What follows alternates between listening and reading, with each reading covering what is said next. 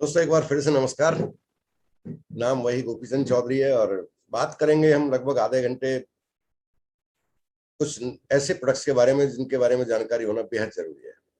देखिए, एमबे ने अब तक हमें अगर देखा जाए तो सप्लीमेंट के लिए एक से एक लाजवाब प्रोडक्ट दिए हैं। इसमें कोई शक नहीं है कि सबसे पहला प्रोडक्ट जो दिया था हमें वो प्रोटीन पाउडर दिया था। और प्रोटीन का सबसे पहले देने का रीजन भी आप में से बहुत सारे लोग जानते होंगे। उसका सिंपल रीजन है कि प्रोटीन एक ग्रीक वर्ड से लिया गया है। ये शब्द है प्रोटीन जिसे कहते हैं हम लोग, ये आया कहां से? ये ग्रीक वर्ड है। ग्रीक में प्रोटीन का मतलब होता है, दो अलग अलग शब्द है, प्रो और टीन। प्रोटीन का मतलब है प्रारंभिक, प्रोटीन का मतलब है अति महत्वपूर्ण। तो ये फर्स्ट ऑफ ऑल सबसे ज्यादा महत्वपूर्ण भी यही होता है और सबसे पहले बात भी इसकी की जाती है। इसलिए ये एमबे ने भी सबसे पहले हमें लॉन्च करके दिया था। मैं प्रोटीन के बारे में आज बात नहीं करूंगा, कभी मौका मिलेगा तो मैं आधे घंटे सिर्फ प्रोटीन पर ही बात करना चाहूंगा आपसे, क्योंकि प्रोटीन जैसा कोई प्रोडक्ट लाजवाब प्रोडक्ट है नहीं हमारे पास। ठीक।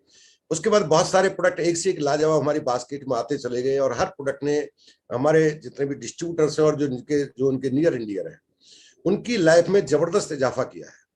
सिर्फ हेल्दी ही नहीं बनाया, उनको बहुत सारी बीमारियों से जो अपकमिंग डिजीज हो सकती थी उनसे बचा के रखा। कुछ तो ऐसे लोग भी हमारी नोटिस में हैं जिनको वो बीमारियां हो गई, डॉक्टर्स कहते हैं ये कभी ठीक नहीं होंगी। इन प्रोडक्ट्स की वजह से उन बीमारियों में भी उनको बहुत अच्छा खासा इंप्रूवमेंट नजर आया, वो बिल्कुल बीमारियों से मुक्त भी हो गए। इसी कैटेगरी में एक खास प्रोडक्ट अभी मैंने लॉन्च किया है, आपने सुन लिया होगा और आपके पास शायद ये आ भी गया होगा। ये प्रोडक्ट है, इस प्रोडक्ट का पूरा नाम है विटामिन डी प्लस।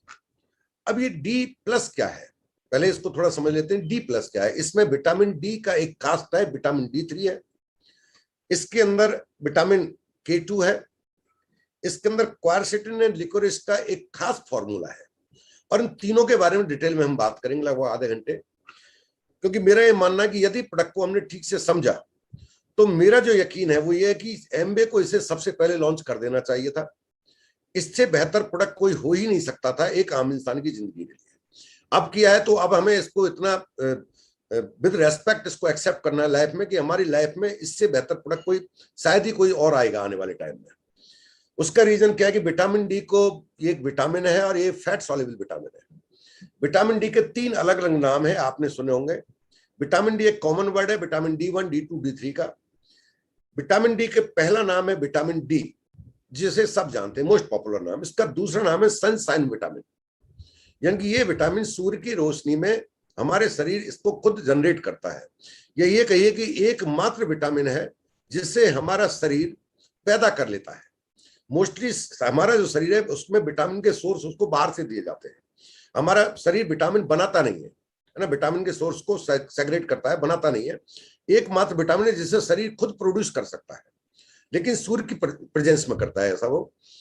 इसको कुछ लोग हार्मोन भी कहते हैं, क्योंकि ये ऐसा गुण रखता है जो ये हार्मोन की तरह काम करता है। जिसको खुद बना सकती है बॉडी उसे हार्मोन कहते हैं, जिसे बाहर से लिया जाता है उसे विटामिन कहते हैं। चूंकि इसे बाहर से भी लिया जा सकता है और शरीर बना भी सकता है, इसलिए इसे विटामिन के साथ साथ हार्मोन भी कहते हैं कुछ लोग। और इसका तीसरा नाम है दैट इज हैप्पी विटामिन।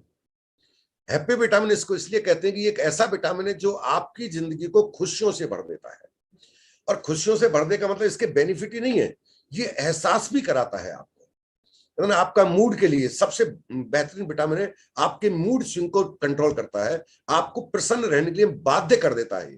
अगर विटामिन डी की डेफिशिएंसी है तो आप उदास और निराश बने रहेंगे। ये प्रकृति का दिया हुआ एक अद्भुत वरदान है जो इंसान को प्रकृति ने दिया है। विटामिन डी हमारा शरीर खुद बनाता है। कैसे बनाता है थोड़ा उसके बारे में जान लेते हैं। एक्चुअल में जो भी हम खाना खाते हैं, कुछ फूड ऐसे हैं जो रिच विटामिन डी सोर्स से भरपूर है ना, जिनके अंदर उसमें सबसे पहला अगर नाम दिया जाए तो वो नाम आता है आपका एग का।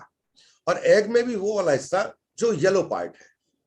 बड़ी अजीब सी समस्या खड़ी हो जाती है जब हम जैसे जैसे नॉलेज लेते हैं न्यूट्राइट के बारे में, कि डॉक्टर बोलते हैं अगर आपको हार्ट पेशेंट बनने से बचना है तो आप एग खाइए, रिच प्रोटीन होता है इसके अंदर, लेकिन पीला वाला हिस्सा मत खाइए।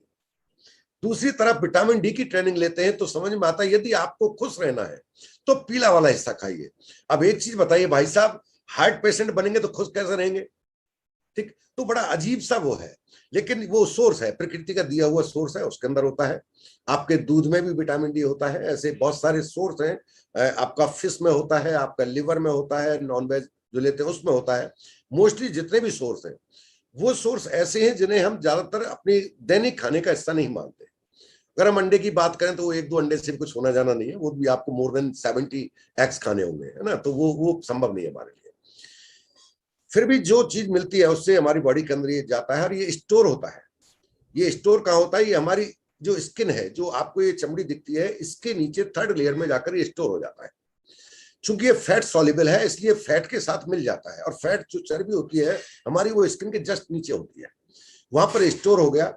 स्टोर होने के बाद जैसे ही इसको अनुकूल वातावरण मिलता है तो ये विटामिन D3 में कन्वर्ट होता है। देखिए जो स्टोर्ड है, दो अलग अलग वर्ड है, vitamin D2 and vitamin D3, दोनों विटामिन डी के डेरिवेटिव है। हम स्पेशली बात करेंगे D3 की। D2 क्या है, ये चक्कर क्या है D2 D3 का? विटामिन डी के इनएक्टिव फॉर्म को D2 कहते हैं, विटामिन डी के एक्टिव फॉर्म को D3 कहते हैं। वह फॉर्म जिसको आपकी बॉडी एक्सेप्ट करती है, जो फंक्शन में होता है, जो बेनिफिशियल है, दैट इज विटामिन D3, जो नॉन बेनिफिशियल पार्ट है, दैट इज विटामिन D2। अब चूंकि वो स्टोर है आपकी स्किन में बट वो एक्टिवेट नहीं है तो उसके जो एडवांटेज है वो आपके और हमारे शरीर को नहीं मिलेंगे। वो एक्टिवेट कब होता है? वो एक्टिवेट 3 जगह जाकर उसकी प्रक्रिया पूरी होती है। D3 में कन्वर्ट होने के लिए उसका एक्टिवेशन होता है। वो ब्लड में से, आपके फैट में से, सूर्य की प्रेजेंस में, जब आपकी इस स्किन पर सूर्य की वेव्स पड़ती है डायरेक्ट, मिनिमम 20 to 30 मिनट, तो ये कन्वर्ट होता है, इसका सिंथेसाइज शुरू होता है, और वो सिंथेसाइज होता है नेक्स्ट पार्ट उसका लिवर में जाकर उसका नेक्स्ट प्रोसेस स्टार्ट हो जाता है। अभी भी वो D3 में कन्वर्ट नहीं हुआ है, कुछ पार्ट वहां सिंथेसाइज होकर वो जाता है हमारी किडनी के अंदर। बचा हुआ काम किडनी करती है और किडनी में वो प्योर D3 में कन्वर्ट होता है। तो 3 पार्ट में जाकर ये बनता है। अब सवाल है यहां से वो आगे की यात्रा कब करेगा? स्किन से यात्रा करेगा जब आप सन एक्सपोजर में होंगे। अब इसके लिए कुछ खास चीजें आपको समझ लेने की जरूरत है।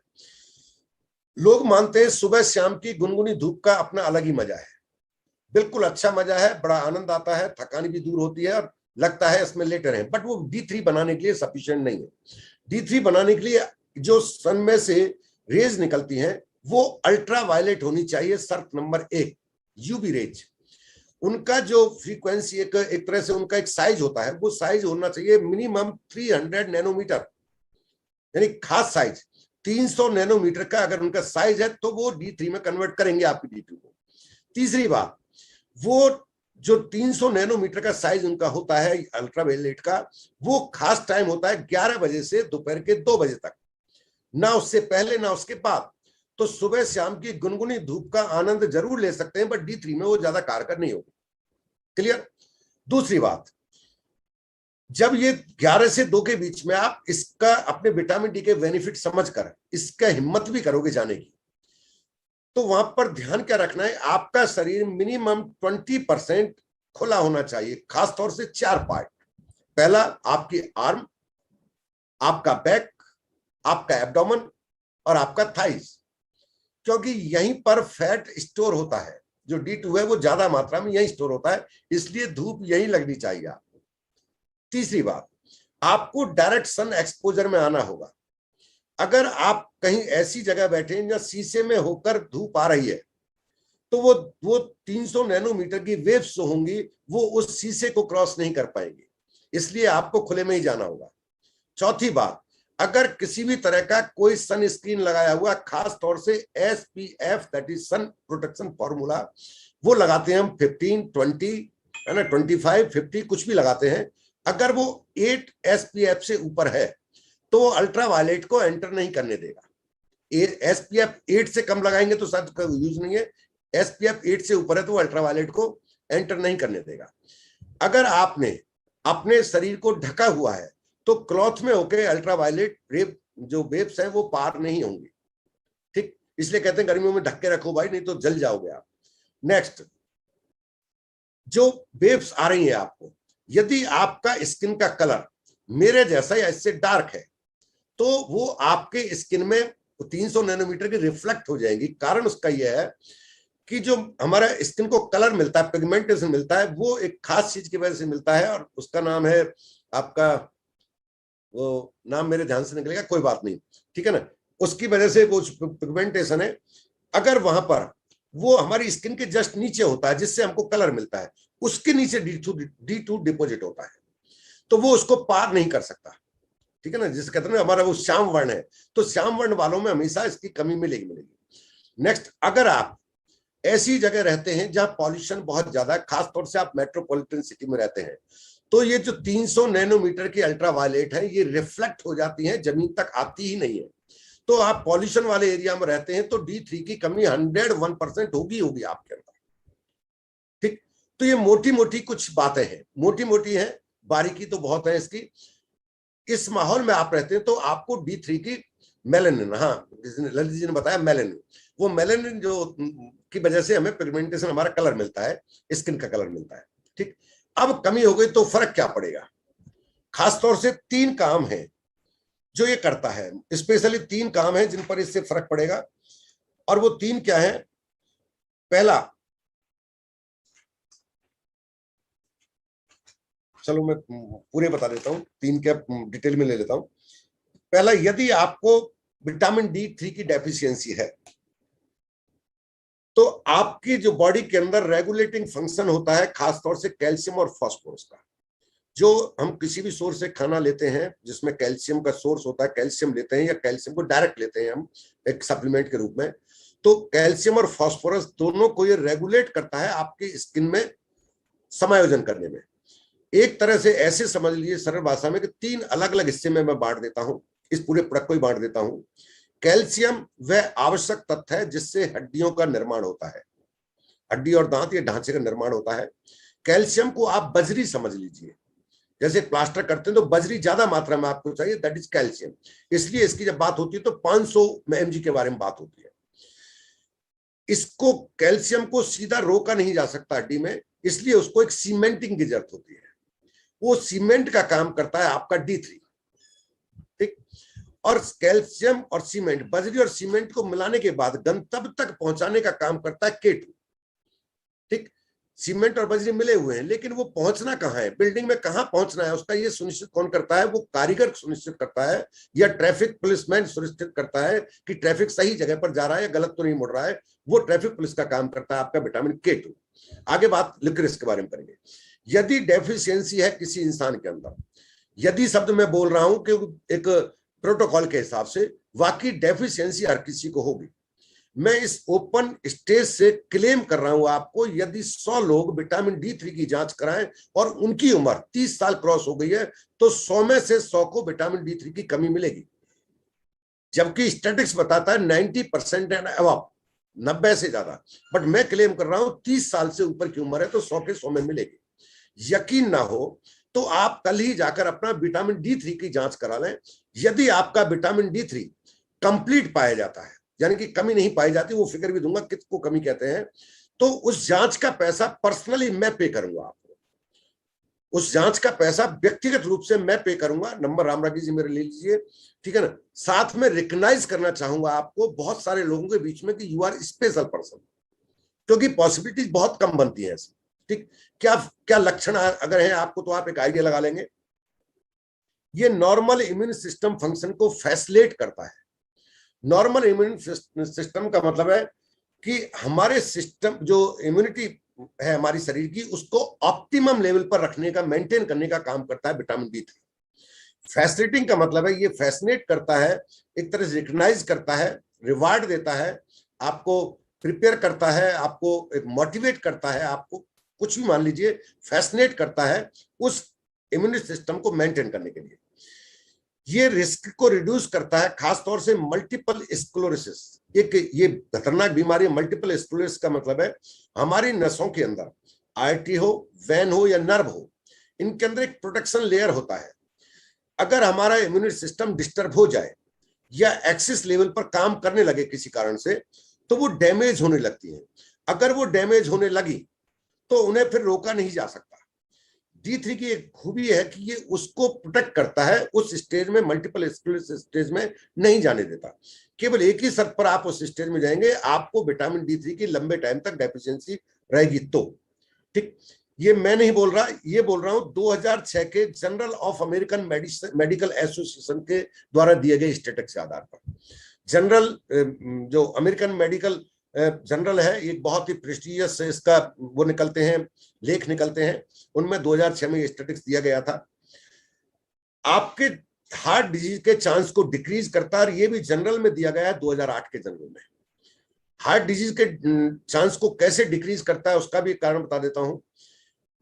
हमारी बॉडी के अंदर कैल्शियम जो जाता है, ये कई बार गलत तरीके से अगर जा रहा है, इसको अगर सही डायरेक्शन नहीं मिला है तो कैल्सिफिकेशन होने लगता है हमारी आर्टरीज के अंदर, हमारी वेंस के अंदर, ये कैल्सिफिकेशन, जबकि इसको कैल्सिफिकेशन होना था हड्डी के अंदर।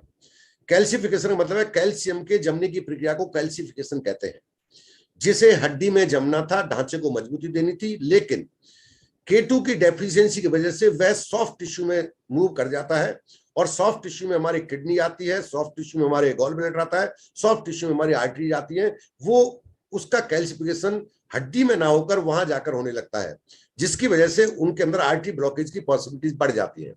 हार्ट के आसपास कैल्सिफिकेशन सबसे ज्यादा होता है। हार्ट के अंदर ब्लॉकेज को देखने के लिए दो मुख्य जांचें होती हैं, जिनको आप अच्छी तरह जानते हैं। एक के बारे में तो पॉपुलर है, उसे कहते हैं जी एंजियोग्राफी, है ना। एंजियोग्राफी में एक वायर डाला जाता है, लेंस उसके अंदर जुड़ा होता है, वो वायर आपकी नसों के अंदर जाकर उनकी स्थिति देखता है कि उसके अंदर कैल्सिफिकेशन और कोलेस्ट्रॉल दोनों डिपॉजिट तो नहीं है। दूसरी जांच होती है जिसको कहते हैं सीटी एंजियोग्राफी।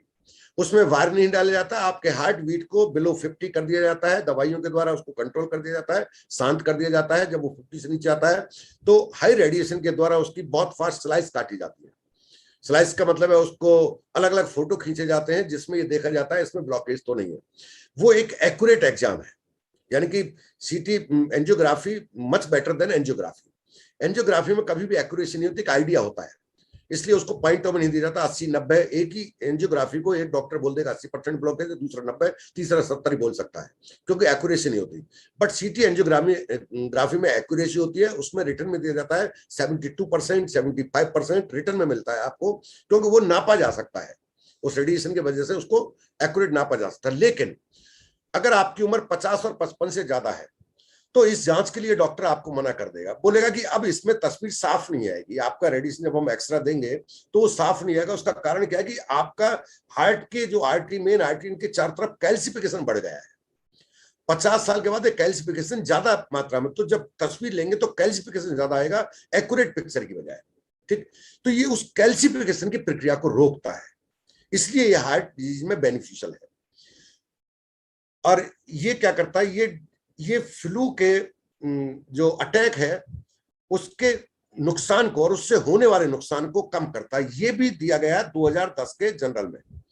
2010 के जनरल में खासतौर से फ्लू पर एक डिजीज आई थी, जैसे आज कोविड है, ऐसे वायरल आया था जब, जैसे फ्लू कहते हैं, और उसमें बहुत सारे लोगों की डेथ ऐसे ही गई थी, ठीक है, जैसे आज इसमें गई थी, वो भी एक वायरस अटैक था।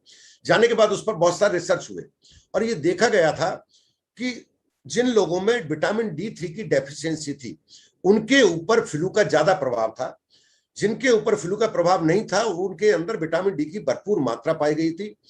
जिनके अंदर विटामिन डी भरपूर था, या तो वो फ्लू की चपेट में ही नहीं आए थे, अगर आ गए थे तो बड़ी आसानी से कम ड्यूरेशन में वो ठीक भी हो गए थे। यही स्टडी, जिसके अभी स्टैटिस्टिक्स पूरे कंप्लीट आना बाकी है, कोविड टाइम में भी की गई थी। कोविड टाइम में जितने लोगों की डेथ हुई थी वो सभी का नहीं, लेकिन जिन लोगों की आफ्टर डेथ या डेथ से जस्ट पहले जिनकी रिपोर्ट थी और उनकी D3 की जांच की गई थी, विटामिन डी नहीं D3 की जांच में यह पाया गया कि यदि उनकी D3 में डेफिशिएंसी नहीं थी तो उनकी डेथ की पॉसिबिलिटीज नहीं थी। लेकिन जितने लोग की डेथ हुई और जिनका स्टैटिस्टिक्स डाटा गवर्नमेंट पे सेव था, उनका जांच कराई गई थी, 100% उनके अंदर ये पाया गया था, मरने वालों में 100% थे कि वो लोग जरूर थे मरने वालों में उनकी जिनके अंदर D3 की डेफिशिएंसी पाई गई थी। तो D3 that is very magical vitamin, है ना, बहुत मैजिकल है, इसको आप अंडर एस्टिमेट नहीं कर सकते। ये डिप्रेशन को रिड्यूस करता है। अगर आप डिप्रेशन के शिकार है तो D3 की डेफिशिएंसी उसका मेन कॉज पाया जाता है। जब आप D3 की मात्रा भरपूर रहती है, लेवल में रहता है शरीर, तो फिर उसके बाद पॉसिबिलिटी नहीं है कि डिप्रेशन में जा सके, इसलिए इसको हैप्पी विटामिन का भी दर्जा दिया गया है। D3 की कमी से वजन बढ़ता है। मैं ये नहीं कहूंगा कि D3 वजन घटाएगा, लेकिन मैं इतना क्लेम करूंगा कि D3 अगर आपकी बॉडी में कमी है तो वजन बढ़ने की पॉसिबिलिटीज रहेगी। आप इसको इस तरह से प्रमोट ना करें कि D3 वजन कम करता है, आप इसको इस तरह से प्रमोट करें D3 वजन बढ़ने से रोकता है, ठीक है ना। यदि D3 की, ये मान लीजिए जिनका वजन बढ़ रहा है तो D3 की डेफिशिएंसी ये तो पक्का है, लेकिन D3 अगर आपकी बॉडी में कंप्लीट है तो वजन बढ़ना रुक जाएगा। ठीक, ये फाइब्रोमाइल्जिया में खास तौर से स्पेशली काम करता है। फाइब्रोमाइल्जिया का मतलब है छोटे जोड़ और बड़े जोड़, हड्डियां और मांसपेशियों के दर्द को फाइब्रोमाइल्जिया कहते हैं। यदि आपकी बॉडी में विटामिन D3 की डेफिशिएंसी है तो आप फाइब्रोमाइल्जिया के शिकार हो जाएंगे। कोई भी इंसान के बॉडी में दर्द होता है तो वो प्रॉम्प्ट होता है, उसकी ज्यादा पॉसिबिलिटी होती है कि इसके अंदर अच्छी खासी मात्रा में विटामिन 3 की डेफिशिएंसी हो गई है। एंजाइटी को कम करता है, एंजाइटी मतलब कोई चिंता तनाव, उसको कम करता है। बालों के झड़ने की प्रक्रिया को धीमा करता है, और विटामिन D3 की कमी की वजह से झड़ रहे हैं तो रोक देता है। अगर आपके बाल ज्यादा झड़ रहे हैं और समय से पहले झड़ रहे हैं तो आपको अपना विटामिन D3 की जांच जरूर करानी चाहिए, और उसकी जो डोज रिकमेंड की गई वो डोज आपको जरूर लेनी चाहिए। विटामिन D3 की कमी से स्किन ड्राई होने लगती है, और जब स्किन ड्राई होगी तो रिंकल जल्दी आएंगे, और रिंकल जल्दी आएंगे तो एजिंग जल्दी दिखने लगेगी। अगर आपकी बॉडी में विटामिन D3 की, अगर आपको रिंकल आने लगे हैं, आपको ये कोई, अच्छा हाँ सर ठीक है, वो डायबिटीज में पार्ट है मेरा पूरा, उसको डिस्कस करूंगा। यदि विटामिन D3 की कमी है तो रिंकल आपकी बॉडी में जल्दी आएंगे, स्किन ड्राइनेस होगी, आपको आपका वो दिखने लगेगा, एजिंग प्रोसेस स्टार्ट हो जाएगा। यदि आपकी एडी में सुबह जगते समय पहला पैर जब जमीन पर टिकाते हैं पहली बार, तो आपकी एडी में यदि दर्द होता है तो आपको विटामिन D3 की डेफिशिएंसी है। आपके अगर पिंडली में दर्द होता है तो विटामिन D3 की डेफिशिएंसी है। आप थकान महसूस करते हैं अच्छा डाइट लेने के बावजूद भी, तो आपको विटामिन D3 की डेफिशिएंसी है। विटामिन D3 आपके सर बता रहे थे इंसुलिन के रेगुलेटिंग सिस्टम को सपोर्ट करता है, स्पेशली हम कहें तो डायबिटीज में ये बहुत ज्यादा सपोर्ट करता है। विटामिन D3 आपके डायबिटीज को कंट्रोल करने में इसका मेन रोल होता है।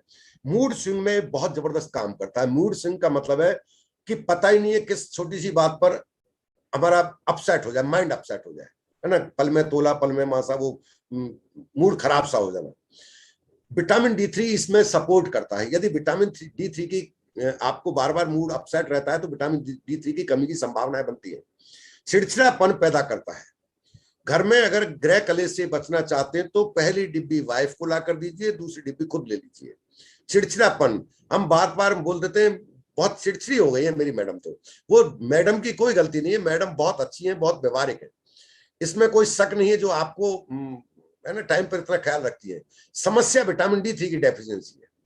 ठीक, तो D3 की डेफिशिएंसी उस चिड़चिड़ापन से बाहर कर देगा आपको, अगर आपने उस डेफिशिएंसी को पूरा कर दिया।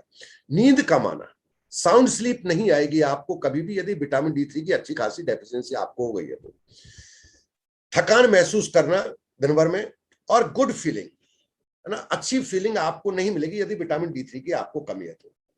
ठीक, ये विटामिन D3 के मेन फंक्शन थे। अब सवाल उठता है इस विटामिन D3 की कितनी डोज हमें लेनी चाहिए। विटामिन D3 की कितनी डोज लेनी चाहिए? इसकी डोज, रिकमेंडेड डोज है 2000 से 4000, यानी कि एक तो है 15 से 2000 mg, इंटरनेशनल यूनिट 47.5 mg कहते हैं। इंटरनेशनल यूनिट आपको लेनी है per day as a supplement, लेकिन कहीं ये मैक्सिमम तो नहीं हो जाएगा। मैक्सिमम डोज है इसकी 4000 mg से ऊपर जाते हैं तो ये ओवरडोज की कैटेगरी में आएगा। बट जांच करने के बाद यदि आप इमरजेंसी सिचुएशन में पाए जाते हैं तो इसको 10,000 mg पर डे तक, 10,000 इंटरनेशनल यूनिट पर डे तक लिया जा सकता है। इमरजेंसी सिचुएशन में आपको इसे 60,000 इंटरनेशनल यूनिट पर वीक भी दिया जाता है। ठीक, वो क्वेश्चन आंसर में उसके बारे में बात करेंगे कि उसका मतलब क्या है। अब बात करते हैं दूसरा हमारे पास है विटामिन K। ये विटामिन K क्या है? एक्चुअली में विटामिन हमारे बड़ी आंत में बनता है। ठीक, और इसकी कमी के मुख्य कारण है हमारा आज का खान पान। यदि आपके खाने में ऐसे सोर्स की कमी है जो विटामिन K2 के लिए रेस्पॉन्सिबल है तो आपको विटामिन K2 की डेफिशिएंसी होगी। मुख्य सोर्स में क्या है? उसके मुख्य सोर्स में आता है आपका सेब, एप्पल। ठीक, आपका एप्पल से मिलता है, आपको ग्रीन लीफ से भी मिलता है, आपको लिवर से भी मिलता है, आप नॉनवेज लेते हैं लिवर से मिलता है, आपको फिश से भी थोड़ी मात्रा में मिलता है, आपको ये जो चेरी होती है उससे भी मिलता है। प्लस सबसे अच्छा जो सबसे और दूसरी मात्रा में अगर हम देखें क्वांटिटी पाया जाता है तो वो पाया जाता है ब्लैकबेरी। ब्लैकबेरी इसका रिसोर्स पाया जाता है। रेड वाइन से भी ये मिलता है। लेकिन हमारे आंत के अंदर यदि हम नॉन फर्मेंटेड फूड का ज्यादा सेवन करते हैं तो हमें डेफिशिएंसी होगी। Fermented food, non fermented food में क्या है? फर्मेंटेड फूड में आता है दही, ठीक, फर्मेंटेड फूड में आता है ब्रेड, फर्मेंटेड फूड में आता है आपका इडली। ये फर्मेंटेड फूड है, जिनको कहते हैं ना फर्मेंटाइज किया जाता है थोड़ी देर के लिए, वो उसकी डेफिशिएंसी होगी। तो K2 की डेफिशिएंसी बॉडी में अपने आप होती चली जाएगी। अगर हम इसके बारे में डिटेल में बात करें तो ये ज्यादा इंपॉर्टेंट मानता हूं मैं इसको। ये हमारे ब्लड वेसल्स के कैल्सिफिकेशन को रिड्यूस करता है। हमारे जो ब्लड वेसल्स हैं, आर्टरीज हैं या वेन्स हैं, उनके अंदर कैल्सिफिकेशन को रिड्यूस करता है, कम करता है। यदि देखिए खाली कोलेस्ट्रॉल जमता नहीं है, कोलेस्ट्रॉल को जमाने में कैल्सिफिकेशन, उसका कैल्सिफिकेशन मतलब है उसका जमा बिंदु तक ले जाता है, उसको जमाने की प्रक्रिया को फास्ट करता है। अगर ये K2 है तो ये उसको रिड्यूस करता है। ये बोन और हार्ट की हेल्थ को इंप्रूव करता है, और बोन और हार्ट की हेल्थ को इंप्रूव करने में बोन डेंसिटी को इंक्रीज कर देता है। दिल के चारों तरफ जो आर्टरी है उसके कैल्शियम डिपॉजिट के रिस्क को रोकता है। ये मैं नहीं बोल रहा हूं, 10 साल तक 16,057 लोगों पर की गई स्टडी के बाद, लगातार 10 साल तक 16,057 लोगों पर की गई स्टडी के बाद ये पाया गया कि जिनकी बॉडी के अंदर K2 डेफिशिएंसी नहीं है, प्रचुर मात्रा में है, और उनको दिया गया था 10 माइक्रोग्राम पर डे, देने के बाद ये पाया गया 57% लोग ऐसे थे जिनकी मौत हार्ट अटैक या हृदय बीमारी से होने की संभावना 0 हो गई थी। यानी कि वो किसी और कारण से दुनिया से जा सकते थे, बट वो हार्ट डिजीज की वजह से दुनिया से नहीं जा सकते थे। ये ऑस्टियोपोरोसिस के रिस्क को 0 करता है, और जापान के अंदर स्पेशली ऑस्टियोपोरोसिस के एक तरह से कहें प्रोटेक्शन, प्रिवेंटिंग एंड ट्रीटिंग, दोनों में K2 का इस्तेमाल भरपूर मात्रा में किया जाता है। 3 साल तक 244 ऐसी महिलाओं पर जो पोस्ट मोनोपॉज की शिकार थी, आफ्टर पोस्ट मोनोपॉज 244 महिलाओं पर इसका रिसर्च किया गया, और पाया गया कि उनके अंदर एज रिलेटेड ऑस्टियोपोरोसिस और ऑस्टियोपोनिया की संभावनाएं घट गई थी। ठीक, तो उनके लिए बेहद जरूरी है। स्पाइनल फ्रैक्चर को 60% संभावना को, स्पाइनल फ्रैक्चर जो अपने आप स्पाइनल फ्रैक्चर एक एज के बाद होने लगता है, छोटा सा झटका लगने पर होने लगता है, उसकी संभावना को 60% घटा देता है। हिप फ्रैक्चर की संभावना को 77% घटा देता है, और नॉन स्पाइनल इंजरी की पॉसिबिलिटीज को 81% रिड्यूस कर देता है। ये सब मैं बोल रहा हूं, डाटा बोल रहा हूं, तो मैं किसी ऑथेंटिक बेस पर बोल रहा हूं, तो आप उस पर बिलीव कर लीजिए, ठीक है ना। यूं ही मेरा अंदाजा का इसमें कुछ भी नहीं है, ठीक। ये डेंटल हेल्थ को इंप्रूव करता है, और क्लिनिकल स्टडी पाई गई है कि लिवर कैंसर को की संभावना को घटा देता है। ये क्लिनिकल स्टडी है, लिवर कैंसर की पॉसिबिलिटीज को ये K2 घटा देता है। 11,000 लोगों पर स्टडी करने के बाद ये पाया गया जिनके अंदर K2 की डेफिशिएंसी नहीं है, ऐसे लोगों को या K2 सप्लीमेंट देने के बाद जो 10 माइक्रोग्राम उनको देने के बाद ये पाया गया कि 11,000 लोगों पर 63% संभावना को घटा देता है प्रोस्टेट कैंसर की को। प्रोस्टेट कैंसर पॉसिबिलिटीज को 63% रिड्यूस कर देता है, ठीक। तो ये K2 के बारे में इंपॉर्टेंट है कि K2 इसके अंदर ऐड किया गया, तो कमाल का प्रोडक्ट आपके साथ आपको मिल रहा है। बड़ी आंत में गट बैक्टीरिया इसको उत्पन्न करते हैं, और इसका जो कारण थे वो कमी के, वो हमने अभी डिस्कस किए थे। अब थोड़ा बात करते हैं इसमें तीसरी चीज क्या है। इसमें तीसरी चीज है क्वारसिटिन, और क्वारसिटिन के साथ साथ दिया गया है इसके अंदर लिकोरिस। लिकोरिस तो मुलेठी को कहते हैं, लेकिन क्वारसिटिन क्या है, इसका नाम कभी हमने पहले सुना नहीं था। एक्चुअल में क्वारसिटिन और मुलेठी यानी लिकोरिस, ये दोनों एक बॉटनिकल कंपोजिशन बनाते हैं, और ये इतने कमाल का कंपोजिशन है कि जब एमबे के न्यूक्लियोटाइड कॉर्पोरेशन ने इस पर स्टडी किया था, बहुत लंबे टाइम तक रिसर्च किया, तो खुद आश्चर्यचकित हो गए। इससे पहले, न्यूक्लियोटाइड से पहले इस पर रिसर्च ज्यादा नहीं हुए थे, और रिसर्च के बाद इसकी सही डेरिवेटिव, इनके सही कंटेंट्स को अगर दोनों में से लिया जाए और उसका एक कंपोजिशन बनाया जाए तो इसके मैजिकल रिजल्ट आते हैं। और उस रिजल्ट को पेटेंट करा लिया न्यूक्लियोटाइड कॉर्पोरेशन ने, एमबे कॉर्पोरेशन का वो पेटेंटेड है, इसलिए इसके साथ जुड़ा हुआ पेटेंटेड क्वारसिटिन एंड लिकोरिस, ठीक। ये एक्चुअल में क्वारसिटिन के अलग अलग सोर्स है, ये अलग अलग सोर्स से आपको मिलता है। क्वारसिटिन जो मिलता है ये आपको ब्लैकबेरी से बहुत अच्छी मात्रा में मिलता है, सेब में बहुत ज्यादा मात्रा में होता है, इवन 100 मिलीग्राम की जो डोज है जो हमारे इसके अंदर डाली गई है, ये अगर इतनी मात्रा में चाहिए तो आपको 18 सेब, बड़े वाले 18 सेब आप लेंगे तो आपको उतना इससे मिल जाएगा। ठीक, इसका मतलब है सेब में भरपूर मात्रा में पाए जाने के बावजूद भी आपको जो एक टैबलेट में दिया जा रहा है उसके लिए 18 सेब आपको खाने पड़ेंगे या एक टैबलेट खा लीजिए। कि साहब इसका रोल क्या है, आखिर ये हमारी समझ से बाहर है कि आखिर काम क्या करता है। मैं इसके बारे में थोड़ा सा आपको बता देता हूँ ये काम क्या करता है।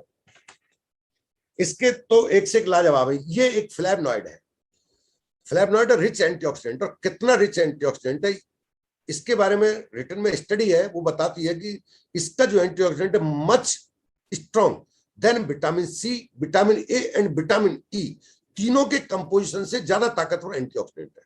अब ये कौन सा वाला एंटीऑक्सीडेंट है? ये एक खास किस्म का एंटीऑक्सीडेंट है। एंटीऑक्सीडेंट करते क्या है? फ्री रेडिकल के अटैक को घटाता है। फ्री रेडिकल क्या करता है? फ्री रेडिकल दो प्रोसेस होते हैं, एक तो होता है किसी चीज का बनना और एक होता है किसी चीज का टूटना। ठीक, ये कहते हैं ना generation, regeneration and degeneration. Degeneration जो होता है वो फ्री रेडिकल की वजह से प्रोसेस फास्ट हो जाता है, तो डीजनरेशन के प्रोसेस को कम करता है ये क्यूरसेटिन। ठीक, इसका जो एंटीऑक्सीडेंट है स्पेशली ये दो जगह बेहद जबरदस्त तरीके से काम करता है। एक तो काम करता है हड्डियों की सेल जो होती हैं उनके ऑस्टियोब्लास्ट एंड ऑस्टियोक्लास्ट, ऑस्टियोब्लास्ट कहते हैं रीजनरेशन को और ऑस्टियोक्लास्ट कहते हैं डीजनरेशन को, टूटना। तो उस प्रक्रिया को धीमा कर देता है, यानी कि लंबे समय तक हड्डियों को मजबूत बनाए रखने की ताकत रखता है क्वारसेटिन। ठीक, ये दूसरा काम इसका है, लंग्स कैंसर के अंदर जबरदस्त रोल है इस क्वारसेटिन का। लंग कैंसर की प्रक्रिया को ये बहुत ड्रामेटिकली तरीके से चेंज करता है। लिवर इन्फ्लामेशन को ड्रामेटिकली तरीके से रिड्यूस करने की ताकत रखता है आपका ये क्वारसेटिन। फाइब्रोसिस में जबरदस्त रोल अदा करता है आपका क्वारसेटिन। ठीक, और क्या करता है? और करता है ये कोलेजन के प्रोडक्शन को 25% से 35%। जो कोलेजन है, एक्चुअल में कोलेजन क्या है? कोलेजन आपके हड्डी के चारों तरफ आपके शरीर पर जो चिपका रहता है, जो बांधता है सिस्टम को, हड्डी और आपके मसल्स को जो आपस में बांधता है, उस बांधने के लिए जो चीज इस्तेमाल होती है दैट इज कोलेजन। ठीक, अगर कोलेजन की डेफिशिएंसी है या कोलेजन लूज हो गए या टूटने लगे हैं तो हड्डियां इस हड्डी को छोड़ने लगेगी, जिसकी वजह से वक्त से पहले हड्डी लटकने लगेगी, हड्डियां कमजोर हो जाएंगी, बुढ़ापा जल्दी आने लगेगा। ये कोलेजन होता कितना है? बॉडी का टोटल बॉडी वेट का 20% प्रोटीन होता है इंसान के अंदर। मान लेते 100 किलो का आदमी तो उसमें 20 किलो प्रोटीन है। उस 20 किलो प्रोटीन का 25 से 35% कोलेजन होता है। Collagen is a type of protein. Collagen एक प्रोटीन का ही टाइप है और ये टोटल प्रोटीन का 25 से 35% होता है। ये जो आपका क्वारसेटिन है ये इसको स्ट्रेंथन देता है। तो समझ में आ रहा होगा ये कितना कमाल का प्रोडक्ट है। ये वायरल डिजीज में बेनिफिशियल है, वायरल डिजीज के लिए बेहद बेनिफिशियल है, लंग्स कैंसर के लिए बेनिफिशियल है, कार्डियोवैस्कुलर डिजीज के लिए बेनिफिशियल है। ये कॉम्बिनेशन आपको इसमें मिलाकर दिया गया है एम्बे कॉर्पोरेशन द्वारा। यू आर सो लकी, इतना जबरदस्त प्रोडक्ट, इतना शानदार आपको ये कॉम्बिनेशन मिला है। अब इससे रिलेटेड कुछ सवाल जरूर होंगे, वो फास्ट बहुत तेजी से मैं उन सवालों को कवर करूंगा। पहला सवाल है, मुझे कैसे पता चले कि मेरे शरीर में विटामिन डी की डेफिशिएंसी हो रही नहीं हो रही? साहब ये तो हर प्रोडक्ट पे एमबे वाले तो ऐसे ही बोलते हैं चिल्ला चिल्ला के लेना है, मुझे लेना है कि नहीं लेना है। बहुत जेन्युइन और लॉजिकल क्वेश्चन है आपका, रेस्पेक्टफुली आपको इसका आंसर मिलना चाहिए। इसका सम्मानजनक दिया जाने वाला आंसर एक ही है, किसी भी पैथोलॉजी लैब में जाइए, कल अपना ब्लड सैंपल दे दीजिए, बहुत नॉमिनल सा चार्ज होगा इसका, आई होप 200-300 से ज्यादा नहीं होना चाहिए। उससे कहिए विटामिन D3 की जांच मुझे करानी है, परसों उसकी रिपोर्ट मिल जाएगी। यदि विटामिन D3 की रिपोर्ट में आपका 25 से ऊपर रीडिंग आता है तो यू आर सो लकी, लेकिन ये रीडिंग 25 से नीचे आता है तो आप डेफिशिएंस है विटामिन D3 के। अगर ये फिगर सिंगल डिजिट में आता है तो आप एक्यूट डेफिशिएंसी का शिकार हैं, आप बहुत बड़े खतरे में हैं, आप ऑस्टियोपोरोसिस की तरफ जा रहे हैं तेजी से। पर्सनल व्यक्तिगत भाईचारे के नाते एक ही जांच मत कराना, शौक में चले जाओगे, फिगर 1 ही आएगा अगर 40 से ऊपर है तो। इसलिए अच्छा है कि इसको बिना उसके स्टार्ट कर दूं, फिर भी तसल्ली के लिए करा लेना। इसका तो एक ही आंसर है, आपको जरूरत है कि नहीं है। 25 साल से ऊपर है तो आपको इसकी बेहद जरूरत है, और 40 से ऊपर है तो आपको इसकी 100% जरूरत है। एज 40 से ऊपर जा चुके हैं तो। दूसरा सवाल है, उन लोगों की तरफ से आता है जो बोलते हैं कि मैंने तो साहब डॉक्टर को दिखाया था, डॉक्टर ने मुझे विटामिन डी का एक बड़े से डोज दी थी, दैट इज बूस्टर डोज। उसे कहते हैं 60,000 इंटरनेशनल यूनिट की एक डोज आती है, कैप्सूल में भी आती है और आपका लिक्विड फॉर्म में भी होता है, 5 ml का आता है विटामिन डी3। वो सिर्फ विटामिन डी3 है, K2 उसमें नहीं है, ठीक है ना। अगर आपको दिया गया है तो ये 6 से 8 सप्ताह दिया जाता है, जबकि रीडिंग इसकी सिंगल डिजिट में आती है, तब ये रिकमेंड किया जाता है। अगर आपको दिया गया है और आपने लिया है 8 सप्ताह और इसको लेने के बाद 1 साल हो गया है, तो मेरा एक ही आंसर है, दोबारा से आप डी3 की जांच कराइए। 100% आप वही अपने आप को पाएंगे जहां 1 साल पहले आपने जिस कमी की वजह से डी3 को लिया था। उसका रीजन यह है, बूस्टर डोज आपको दी गई थी डी3 की डेफिशिएंसी को तेजी से रिकवर करने के लिए, लेकिन उस बूस्टर डोज के बाद मेंटेनेंस डोज आपने नहीं ली, इसलिए दोबारा वही आ गए। तो अगर आपने कोई ऐसा कोर्स या मेडिसिन ली है तो मैं रिकमेंड करूंगा आपको ये तुरंत स्टार्ट कर देना चाहिए। तीसरा सवाल आता है कि मैं लगातार कैलमेक डी ले रहा हूं तो क्या मुझे विटामिन डी3 अलग से लेना चाहिए? देखिए, Calmac D is a high rich supplement of Calmac, calcium और फास्फोरस का सप्लीमेंट है, नॉट विटामिन डी3 का। विटामिन डी3 उसमें कैल्शियम को रेगुलेट करने के लिए मात्र 200 माइक्रो जो आपका आईयू है इंटरनेशनल यूनिट में डाला गया है, वो रेगुलेटिंग का काम करता है, वो डेफिशिएंसी को रिमूव करने का काम नहीं करता। विटामिन डी3 जो हमारी कैलमेक डी है, वो कैल्शियम डेफिशिएंसी को पूरा करती है, ना कि विटामिन डी3 की डेफिशिएंसी को। वो कैल्शियम को रेगुलेट करने के लिए उसमें एक बहुत ही नेग्लिजिबल मात्रा में डाला गया है। यदि आप वो ले रहे हैं तो 2 टाइम आप वो लेते हैं, 200 mg आपको विटामिन कैलमेक चला जाएगा उसमें, विटामिन डी3 में कैलमेक के साथ में 1900 आयु का जब आप ये लेंगे तो आपको टोटल 2300 आयु जाएगा। आप इसकी एक्सिस डोज तक नहीं पहुंच रहे हैं, एक्सिस डोज 4000 आयु है, डोंट वरी। तो इतना स्मार्टनेस मत दिखाना। कब लेना है आपको, ये बड़ा अजीब सवाल होगा। कैल्शियम और विटामिन डी दोनों साथ लेना है। देखिए, सीमेंट और बजरी को साथ दीजिए, अलग से कोई सेंस नहीं है। एक हाथ में कैल्शियम और एक हाथ में विटामिन डी, दोनों को मिलाकर लोगे तो कैल्शियम भी आपको दिया गया है, विटामिन डी3 भी दिया गया है, K2 भी दिया गया है, कैल्शियम जा रहा है, साथ में कैल्शियम को सेट करने के लिए विटामिन डी3 जा रहा है। वो कैल्शियम भटक ना जाए, गलत जगह पर ना चला जाए, स्टोन ना बन जाए कहीं पर, आर्टरी में ना ब्लॉक हो जाए, आपके उसमें ब्लॉक ना हो जाए किडनी के अंदर, उससे बचाने के लिए आपको साथ साथ K2 चल रहा है। साथ में ल्यूक्रियस उसको दिया गया ताकि उसके अंदर किस तरह का हड्डी के अंदर कोई भी अगर पहले से आपको फ्री रेडिकल का अटैक है जो इस प्रोसेस को स्लो कर रहा है, उसको रिमूव कर दिया जाए। उसको तीनों को साथ चलने दीजिए बॉडी के अंदर, ठीक। बेहतरीन समय इसका सुबह ब्रेकफास्ट के बाद आपको इसको लेना चाहिए। यदि आप नहीं ले पाते हैं तो दोपहर के लंच में लेना चाहिए। अगर लंच मिस कर देते तो ओकेजनली रात को ले सकते हैं, मिस नहीं करना है, लेकिन बेहतर टाइम होगा सुबह ब्रेकफास्ट और उसके बाद आपका लंच। एक और सवाल होता है, क्या कैलमेक डी के बाद अलग से विटामिन डी3 की जरूरत होगी? तो वो मैंने आंसर दे दिया है। हम आयरन ले रहे हैं तो साथ में ले सकते हैं, बिल्कुल ले सकते हैं। कैलमेक और विटामिन डी3 को एक साथ लीजिए, आयरन को आप दोपहर को लीजिए, और आयरन को आप रात को रखिए। सुबह और दोपहर में से चूज कर सकते हैं आप कैलमेक और विटामिन डी दोनों को। कैल्शियम और आयरन के साथ आपको सिर्फ 3 घंटे का बेहतर गैप होता है, 30 मिनट से 3 घंटे का गैप रख लीजिए, आप उसको ले सकते हैं। लेकिन आयरन का अपना अलग फंक्शन है और विटामिन डी3 का अपना अलग फंक्शन है। अब एक अजीब सवाल लोगों को आएगा, और खासतौर से कल जन्माष्टमी पर जरूर आएगा, सब इसके ऊपर रेड मार्क है, क्या ये हम ले सकते हैं?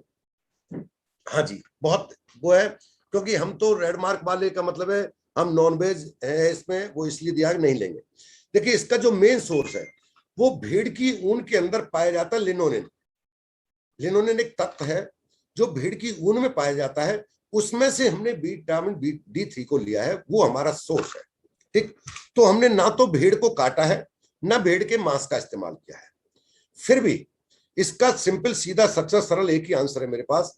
यदि आने वाले सर्दियों में आप ऊनी स्वेटर नहीं पहने, आप शॉल, मफलर या कोई भी ऊनी चीज से दूर रख सकते हैं अपने आप को, तो आपको इससे भी दूर रखना है।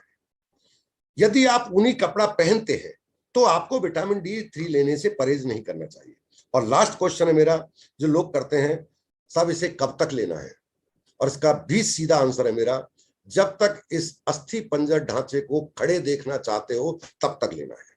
आप चाहते हो ढांचा बिखर जाए, आप चाहते हो ढांचे की कोई अहमियत नहीं है, तो इसे कभी बंद कर सकते हो। और चाहते हो मरते दम तक यूं शरीर सीधा रहे, ना कमर दुखे, ना आहू निकले, ना कुछ नहीं निकले, तो आपको इसको रेगुलर लेना चाहिए। 18 साल से बड़े सभी को घर में मैंडेटरी कर देना चाहिए। यू आर सो लकी कि आपको जाते जाते साल में एमबे ने इतना बड़ा तोहफा दिया है, जिसके लिए आपको एमबे का शुक्रगुजार होना चाहिए। आज ही खरीदिए, नहीं लिया है तो ले लीजिए। एटलीस्ट 2 3 4 पैक आपके पास होनी चाहिए। महीने की एंड दो दिन बचे हैं, उसमें यदि आप टीएनए करते हैं तो आप सही मायने में एमबीबीएस को बिल्ड कर रहे हैं। और आप इसे टीएनए नहीं करते हैं, अभी भी आप सोचते हैं अगले महीने लूंगा, तो मैं नहीं समझता आप एमबीए में थोड़ा भी सीरियस है। Thank you very much. Back to host.